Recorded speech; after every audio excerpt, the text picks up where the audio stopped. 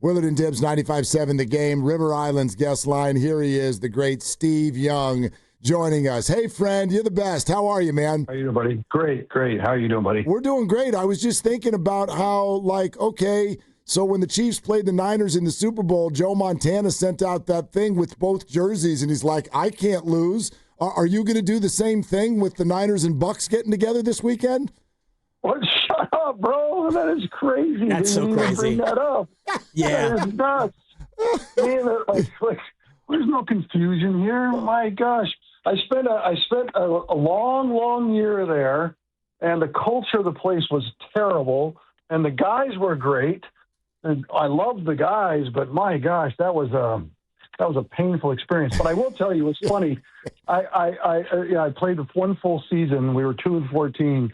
And the next season, I'm with the 49ers, and we go down to Tampa to play, and in 1987, and I get down there, and the PR director for the Bucks, who I'd kind of gotten friendly with, he said, "Hey, you don't realize this, but you were voted the MVP of the Bucks last year."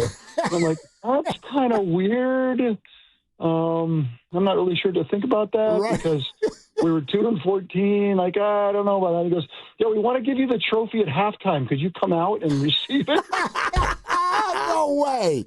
And I was like, I'm going to be in a 49er uniform. I mean, I don't know. The whole thing seems really odd. And, there I was, halftime, like, hey, take a bow. There it is. Well, where is that Buccaneers MVP trophy now, Steve? Oh, man, it's in a pile somewhere. I don't know. We have to dig that one out. I mean, it's unbelievable. Steve Young here on 95.7 The Game. And one of the reasons why we're thrilled to have you, of course, we're always happy to have you, but it's the idea of Mac or Brock and Brock or Mac. And when you're in that spot where, Mac was highly drafted, not as highly drafted as you, but you feel like you're kind of the guy, and then you go out there and you do well. What does that do when you eventually have to kind of go back into that baseball cap mode? Well, for me, I'm not I think it's important to distinguish how I felt about it and how, it's a different time, a different place. So you got to remember, it sucked. Like, I didn't want to, that's not what as strange as it was, Bill Walsh had presented an opportunity that Joe had multiple back surgeries and there was this opportunity to play. And I told Coach Walsh, look, I hate to hear that about Joe, but if there's an opportunity, I would love that. And no better place than in San Francisco. It'd be amazing. But I want to be clear. I don't want to. I got to go play, and I've always played. And I said I'd rather go to law school than not play. And then he's like, no. So then I get there, and I've told this story many times, but just in case you haven't heard it, first practice, I'm out there with the 49ers. I'm nervous. I got stuff given to me. Ted Walsh gave me all the shorts and the shirt and the shoes and everything else, and I'd never met Joe. And then, waiting to, and I don't know if he's going to be there. I mean, maybe he was in surgery. I know. And then I remember Bill was out there, Coach Walsh was out there, and we were warming up, and then Joe came jogging out. And I'm like, my first thought, the second I saw him, was like, that dude is not hurt. That dude is not hurt. That dude is good to go. And that began a 6-year odyssey. So how I felt about it is just really different than anything that's going on today. But yet I got the best advice I ever got from a coach that in the middle of all that mess and all the frustration that said, Steve, I know you want to start. I know that's what your expectation was, but you'll never be a starter until you learn the lesson that if you want a job that you don't have, you better become the best in the world at the job you have. And so it was really a sea change for how I saw the job of a backup, because I kind of spit it out all the time. I hated it. It was like you throw up in your mouth kind of stuff. And I had to learn the truth is that if you really want another job, then be the best at the job you have today. And I thought it's been true my whole life, really. And that's why I did kind of start to believe that, okay, what would that look like? How would I prepare? I prepare different. I prepare like I was going to play every week. And how could I help Joe be the best that he can be? How can I that's the job.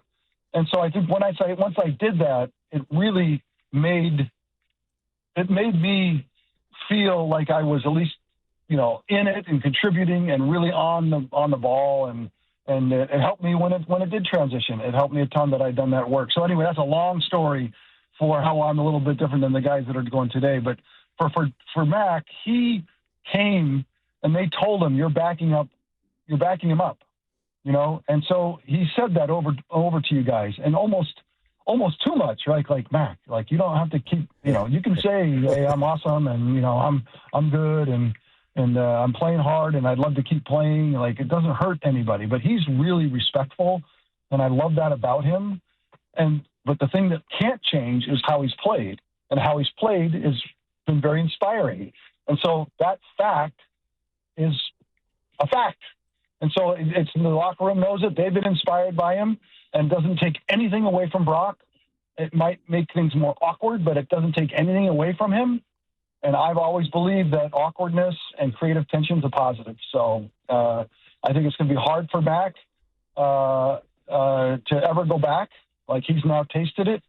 And if it's not going to be in San Francisco, I pray he doesn't go to, you know, don't make me list them, but there's 20 of them, places where I would not want to be, and that he can find a place that can give him this opportunity to see how good he can get, because this is the ultimate place for that.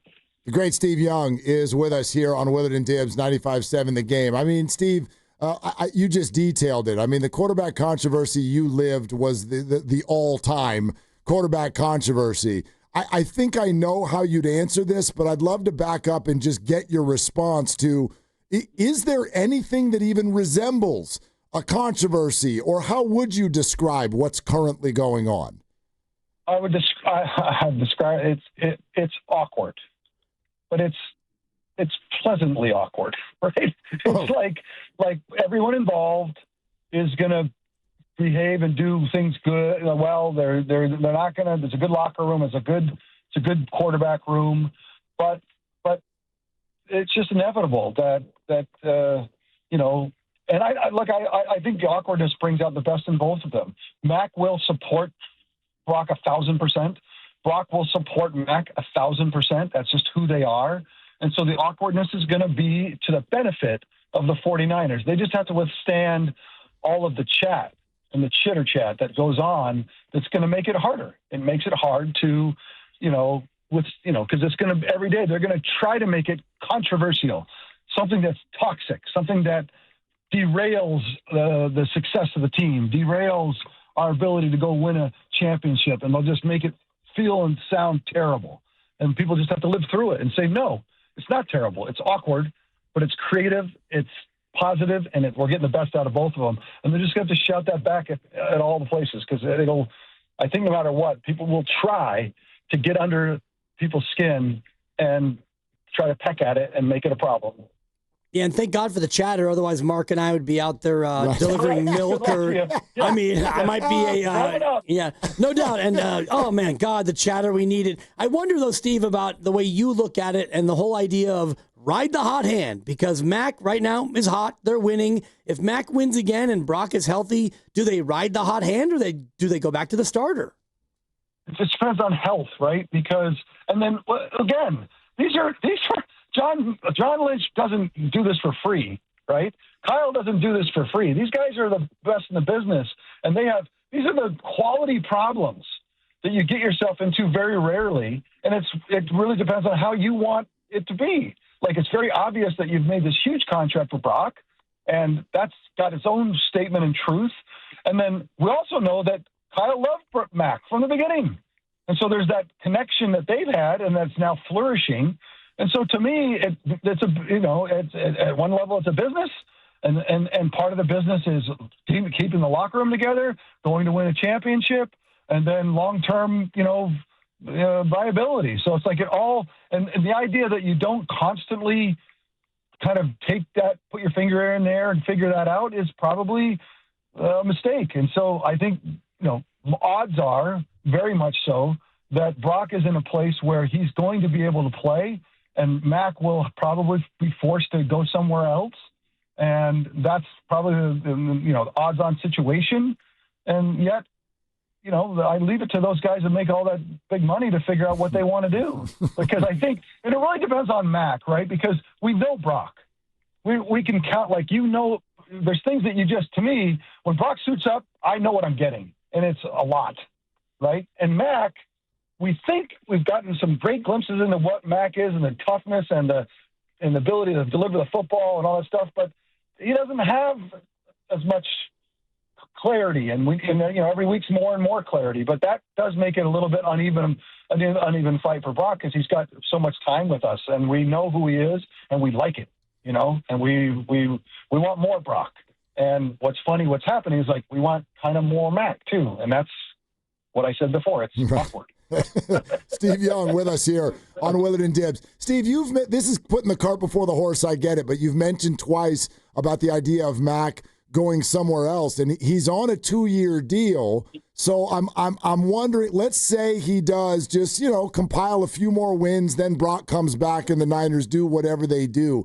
Is the tension you're talking about something that's still there in the offseason? Do the Niners just keep him, or do they owe it to him to get him somewhere else? To me, I think the awkwardness brings out the best in both of them because they're not toxic personalities. And I felt the same way in my situation. Like what did the 49ers get? They got the best of both of us, and it was awkward and it was painful, but my gosh, it was like all we had. And so in that way, I feel like Brock and Mac would respond to that tension in a really positive way. So my opinion, if I was the general manager, there, despite again the awkwardness, I think I get the best out of both of them. And then it's on me as the leader of the kind of running the team how I distribute that, right? How do I clarify that? I mean, the more clarity you give, hey, Brock's our starter. Mac, you'll play if he's hurt or something goes haywire. Or because the problem becomes we don't want to give clarity. We're going to just let it play out and we'll see week to week. And that leaves the locker room in a really tough spot. So, but I'm not against maintaining the best possible, tandem, and that would be Brock and Mac together. And I think it can be to the positive of both of their games and to the 49ers if played out right. Just going back to 1987, Steve, this was before players demanded to be traded or even the word got out. How did that go where you guys go 2-14 and clearly Tampa was in a world of hurt ever since they got founded 9 years earlier? How did that all play out to where all of a sudden you were on the move to San Francisco? I'll try to cover it quickly. So I had developed a relationship with the owner. The owner was a very quiet, reserved, talk about awkward. Oh, yeah. Did we lose him? Know anybody? So there I just picked up and we talked, and so we got to be communicators, and we tried to. We both recruited Bo Jackson famously with great nothingness, and he told us to shove it, like we were going nowhere. But we kind of did that together, so it's like we built a little rapport. And so when I finished my one full season, they changed coaches, and Ray Perkins came in, and Ray Perkins, the first meeting, he did this weird thing where he told everyone what he wanted everyone to weigh, and when you showed up at a training camp, and he was reading off everybody's name, and then he gets to Young and he goes 195, and I'm like, 195? Like, I haven't been 195 since I was in 11th grade, bro. Like, that doesn't make any sense. So I went up to him afterwards, like, I'm Coach Perkins, almost was basically the first time I've met him. I go, hey, I just want you to know that 195 is going to be almost dangerous. And he looked at me, he lit me up, he MF'd me and told me, like, don't worry about nothing. Don't you realize I hate scramblers and I hate lefties even more? Whoa. And I'm like, whoa. And so I knew that things were not off to the right foot. And so then they traded me to the Cardinals, called me. Ray Perkins calls me and says, hey, traded the Cardinals, and hung up, and I'm like, so I called Mr. Culverhouse. I'm like, Mr. Culverhouse, you told me I was your quarterback for life. You and I were like in this together. And now I'm getting traded to the Cardinals. Like, you can't send me to if there's one place worse than the Bucs, it's the Cardinals. Like, bro, come on. And he nixed it. He called it up, nixed the deal, and called me back and said, look, I give you a week to figure out what's best, and let me know. And then Eddie and he made a deal where they did a Charlie Finley thing for money and draft picks and figured it out. And Ray Perkins was super pissed. And Mr. Culverhouse did me a great solid. So that's how it all went down. Wow. Great story. What a story. Yep. Unbelievable. Steve Young with us on Willard and Dibs here, 95.7 The Game. Steve, I want to go back to what Dibs was asking you with regard to the whole hot hand thing. And I wonder if you've noticed anything. I know fans are always going to talk, but there's so many fans who seem eager to continue seeing Mac. Do you think this experience has brought maybe out from the weeds some sort of, I don't know if it's distrust or whatnot from the fan base with regard to Brock? Well, Brock, was elite in 23, and last year was hard. It's hard on everybody. I mean, I bet Kyle would say I was kind of 6-10, and Brock was kind of 6-10, and a lot of players were missing, and it was all this stuff. But what happened is both Brock and Kyle and the personalities, I'm gonna do whatever I can, and so you overdo it, and you could see him trying to do too much, and that caused him to start to make mistakes that he wouldn't normally make. And so the mistakes through the year, and that's what you saw this season a little bit, was something's not. We were throwing a couple interceptions a game, and last season was a lot more mistakes. Then it feels like there's a pattern emerging. And injuries are part of it, and the team that's available is a part of it, and so that's the rigor of being the big paid starting franchise quarterback. That's welcome. That's that's where you are. That's who you are. That's what you are, and so that's part of the challenge, right? Is that you have to live those shoes out when you're going through all the ups and downs, and now Mac, in a very short time, has played inspiration. Like you watched him in the Ram game limp around and make the throws and bring them back and make the scores that happen that are hard. In the NFL, especially on the road against the Rams, which are a very good team. You're like, I left that game like, dang, man, it's freaking, I'm going to go get a 10 jersey and keep this up. You know what I mean? Yep. And that's nothing to do with Brock. That's just an emotional response to knowing how hard the game is and how somebody's playing inspirational football for your squad. And so that's the awkwardness that you just have to kind of take in. It's okay. It's okay. And it doesn't have to be zero-sum game. We can find abundance in here. We just got to talk about it the right way. We got to respond the right way.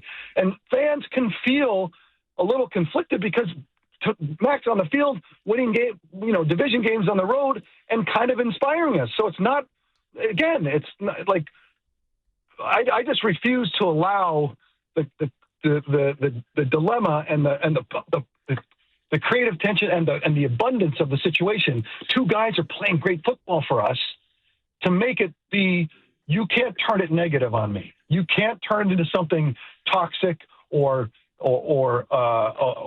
transactional where you're going to make me have to choose somebody and make someone else a loser. Like, I'm not doing it. And I think that's the challenge that Kyle has going forward. And look, it's week to week. If somebody has a terrible game, it makes it even more intense. And if everybody keeps playing great, it makes it easier. But it's okay. But it has to be handled really well. It'll be handled really well with Mac and Brock. I know that. I'm not even worried about it. No problem. I think it'll be handled really well with John and Kyle. I really have high confidence in that. And I guarantee the fan bases are just, it's going to be wild. Yeah. It's going to be wild, in a positive way, because whoever's on the field's playing pretty freaking good. Yeah. And that's a good thing. So I refuse to go down the rabbit hole of finding why this is a terrible thing. In the end, this is terrible for the 49ers that we have quarterbacks that are playing great. That can't be true. It cannot be true. No, that's well said. Do you have any concerns, though? Let's talk about just the physical thing that Brock is dealing with. Do you have concerns there? What is your experience with turf toe and what this might mean for him rest of the year or even beyond?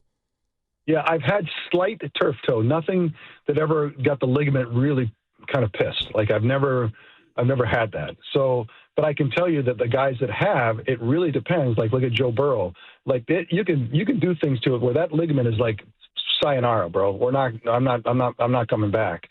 And so obviously he hurt it again, which is so typical. Like how do you stay off your big toe? Yeah. Like other than lay down, right? Like there's no way. And so that's the challenge. And so I think what we learned about the last time we played him a couple weeks ago is let's try to get this, especially if Mac's playing well, let's try to get this to a place where we don't have to have this back and forth for the whole season, because it's very possible that 2025 ends and we go the retrospective in February and we'll say, God, man, what a rough season for Brock. It never got right. It never happened. You know what I mean? Like, that's what we just don't want. And we're in a situation where maybe we don't have to. And so that's why you got to play out. And I have no idea whether he can come back full speed next week or not. Like, you just have to play it out. But the toe itself and putting pressure on it and that ligament and going and playing again, I don't know where they play next. Whether they go off to Tampa, do they come home again? Yeah, home to Atlanta. Back on the, yep.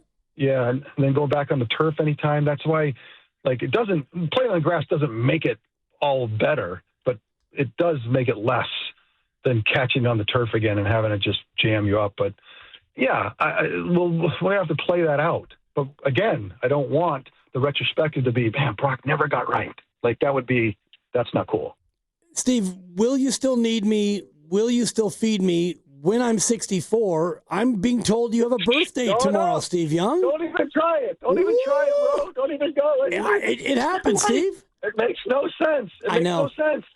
It baffles the mind. So I'm walking around living in like a little fiction land that I'm 50 and I'm dominating. Like, I just gonna live. I just know what else to do. Like, I'm running around. I ran my 4 miles today. I'm going. So, like, I don't know. No. Yell it out, scream it out. I can't tell you.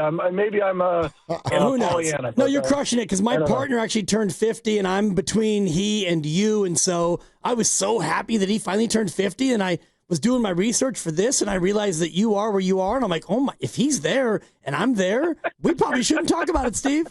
I don't know, man. Yeah. All I do know is science is not on my side. Entropy. Effing entropy is like, I looked in the mirror yesterday and it's not going well.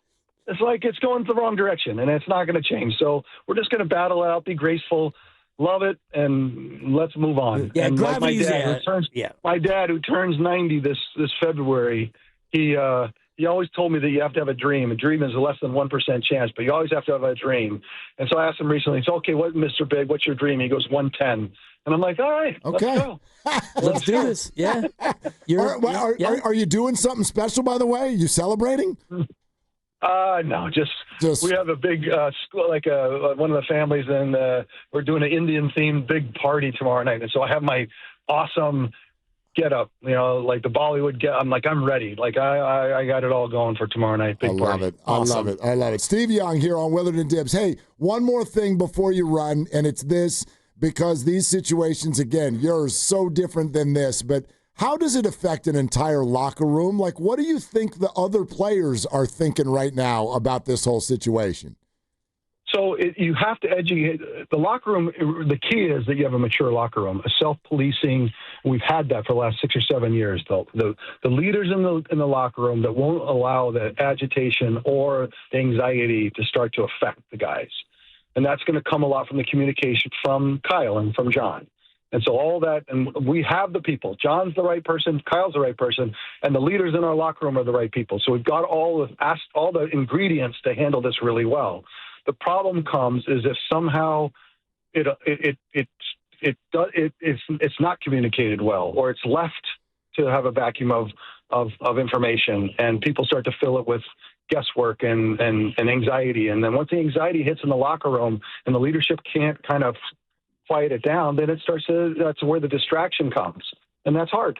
Now, that doesn't mean that, again, awkwardness in my mind is not distraction, right? Awkwardness is some tension, but I call it creative tension. I don't call it, anything else. So it's like, it's a fine line. But again, I refuse to make it a negative. Like, it's awesome. It's a quality problem. Yeah. And I would, any of us would love to have only quality problems in our lives. Well, right? I think you should feel that way about turning 64. Oh. It's a quality problem, Steve. Yeah. It's quality. It's awesome. Yeah. It's awesome. So great. Happy birthday, dude. Thank you. Doubt. Thank you for coming on. I'll see you guys. Okay, see you later. There he goes. Steve Young on Willard and Dibs here on 95.7 The Game. Say that again. Steve Young. Extended Steve Young. Steve Young, here bro. on 95.7 The Game.